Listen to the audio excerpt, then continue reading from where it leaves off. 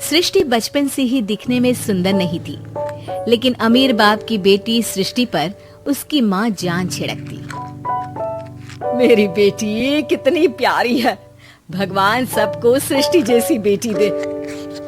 सृष्टि धीरे धीरे बड़ी होती है। एक दिन सृष्टि की सहेली कहती है, तू दिखने में कितनी अजीब सी है, लेकिन मैं जानती हूँ हम सब में सबसे अच्छी शादी तो तेरी ही होगी।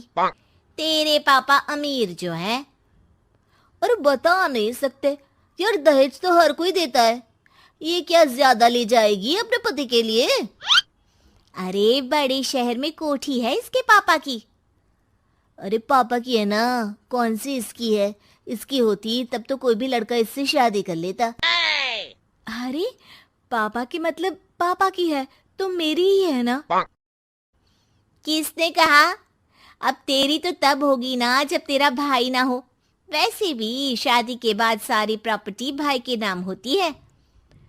सृष्टि समझ जाती है कि उसे किसी भी हालत में माँ बाप की सारी प्रॉपर्टी को अपने नाम करना है, लेकिन कैसे? एक दिन सृष्टि का भाई शीनू कहता है, बहन क्या कर रही है? तुझसे एक बात करनी है। अरे हाँ हाँ करना, मैं तो तेरी बहन हूँ। बहन मेरी लाइफ में ना एक लड़की है, बहुत अच्छी है। मैं सोच रहा हूँ माँ और पापा से बात करूँ शादी के लिए।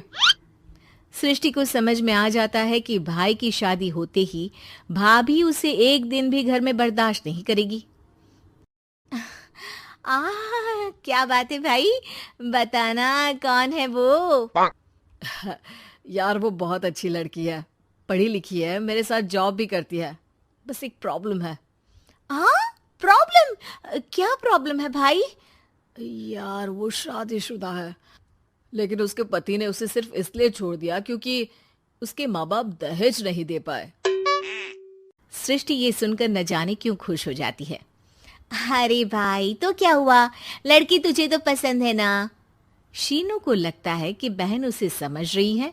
वो इस बात से अनजान होता है कि उसकी बहन की मंशा पूरा घर हड़पने की है। सृष्टि अपनी माँ से कहती है, मम्मी मुझे तो बहुत चिंता है। पता है शीनू क्या कर रहा है? अरे क्या कर रहा है? वो तो काम पर जाता है और वापस घर आता है। नहीं ना माँ, वो यही तो नहीं कर रहा, बाकी सब कर रहा है। आपको पता है उससे प्यार है, और वो भी एक शादीशुदा लड़की से। ये क्या हो गया? मैं सोसाइटी में क्या मुंह दिखाऊंगी? अरे तेरे पापा तो यही कहेंगे कि मैंने ही उसे बिगाड़ दिया है। माँ देखो, मेरी बात मानो, पापा पर भी विश्वास करने की जरूरत नहीं है। अब आप ही बताओ, पापा इतनी देर घर के बाहर रहते हैं क्यों? बोलो। अरे बेटा वो तो नौकरी करते हैं ना। तू बहुत भोली है माँ। पापा का ऑफिस तो 7 बजे खत्म हो जाता है, लेकिन देखो कितनी देर से आते हैं। अरे नहीं नहीं बेटा, ऐसी कोई बात नहीं है। सृष्टि माँ को एक औरत से बात करते पिता की फोटो दिखाती है। देखो माँ, कैसे हैं पापा? मैं ना कहती थी कि पापा सही नहीं है। मैं तेरे पापा से बात करूंगी, दे फोटो मुझे। ओ माँ, वो तो डिलीट हो गई। लेकिन चल, तूने तो देख लिया ना। पापा से बाद में बात कर लेना, और हाँ, मेरा नाम बिल्कुल मत लेना। हाँ माँ। अब क्या था, सृष्टि के माँ और पिता के बीच झगड़ा होना शुरू हो जाता है। सृष्टि के मन में क्या चल रहा था कोई नहीं जानता था। एक दिन, माँ सृष्टि के लिए एक लड़का देखा है, वो लोग शाम को उसे देखने आने वाले हैं। और हाँ माँ, एक खुशखबरी, मैं और पापा मिलकर एक नया बिजनेस ट्राई कर रहे हैं। शाम को लड़का आता है, सांवले रंग का। सृष्टि को तो बिल्कुल भी पसंद नहीं आता। लड़की की माँ कहती है, लड़की का चेहरा तो कोई खास नहीं, लेकिन अगर मेरे बेटे को आप लोग सेटल कर दें तो मैं उसकी शादी आपकी बेटी से करवा दूं। सृष्टि को लड़का बिल्कुल पसंद नहीं था। उसे भाई पर गुस्सा आ जाता है। लड़के वालों के जाने के बाद कहती है, माँ देखा, शीनू मेरे लिए कैसा लड़का लेकर आया। न दिखाने लायक न सुनने लायक, सेटल भी नहीं, वो भी हम करें?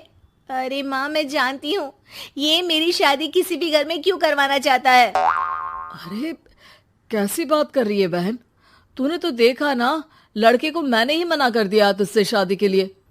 जिसने लड़का बताया था उसने उसकी बहुत तारीफ की थी। बात आई गई हो जाती है, लेकिन सृष्टि का मन शांत नहीं होता। क्या करूं, कुछ समझ में नहीं आ रहा। मेरी शादी हो गई तो ये लोग पूरी प्रॉपर्टी शीनू के नाम कर देंगे, मेरे हाथ तो कुछ लगेगा ही नहीं। तभी सृष्टि को आइडिया आता है। वो किसी वकील को फोन करती है। जी देखिए, अगर आपके मम्मी पापा का तलाक हो जाता है तो आपके पिता की आधी प्रॉपर्टी आपकी माँ के नाम हो जाएगी, फिर उसे वो किसी को भी दे सकती है। सृष्टि अब माँ को बेटे के खिलाफ भरती है। माँ, शीनू पर नजर रखा करो, वो जिस लड़की के प्यार में है ना, वो शादीशुदा है। यहाँ आएगी, सारा पैसा, रुपया, जमीन, जायदाद सब हड़प लेगी। पापा का भी हाल तुमसे छुपा नहीं है। ऐसा ना हो कि मैं और आप एक दिन सड़क पर भीख मांगे। हे भगवान, मैं तो जीते जी मर जाऊंगी अगर ऐसा हो गया तो। ऐसा हो गया नहीं माँ, ऐसा ही होगा। अभी समय है, आगे का सोच लो। मैं तो कहती हूँ पापा से आधी प्रॉपर्टी लेकर अलग हो जाओ। पापा की आधी प्रॉपर्टी भी हम लोगों को अगर मिल जाती है ना, तो अगले 7 जन्म सफल समझो। बेचारी माँ बेटी के कहने पर पति से तलाक लेकर अलग हो जाती है। सृष्टि अब पैसों से गाड़ी और अपने दूसरे महंगे शौक पूरे करने लगी। उसके दोस्त भी उसके पैसे इस्तेमाल करते। सृष्टि, कल तुम कहाँ थी? मैं सारा दिन घर पर अकेली थी। तो मैं क्या करूं? मैंने ठेका तो नहीं लिया है ना तुम्हें संभालने का। माँ को सृष्टि से ये उम्मीद नहीं थी। वो बैठकर रोने लगती है। वहीं उसका पति यानी कि सृष्टि के पिता आ जाते हैं। मैं जानता था कि तुम्हारा यही हाल होगा, तो आपने मुझे रोका क्यों नहीं? मैं रोकता तो तुम रुकती क्या? सृष्टि के कहने पर तुमने मुझ पर अपने बेटे पर शक किया, लेकिन तुम ये भूल गई कि कैसे हम दोनों ने मिलकर जीवन में इतना सब खड़ा किया। माँ पति के गले लग जाती है। मुझे माफ कर दीजिए, मैंने आपकी कमाई का एक बड़ा हिस्सा गवा दिया। कोई बात नहीं, तुम साथ हो तो मैं ऐसी 7 प्रॉपर्टी खड़ी कर दूंगा। तभी वहां सृष्टि आ जाती है रोते हुए। माँ, मयंक ने मुझे छोड़ दिया। वो बोल रहा था जब तक मेरे पास पैसे थे तब तक ही वो मेरे साथ था। पापा, माँ, मुझे माफ कर दीजिए।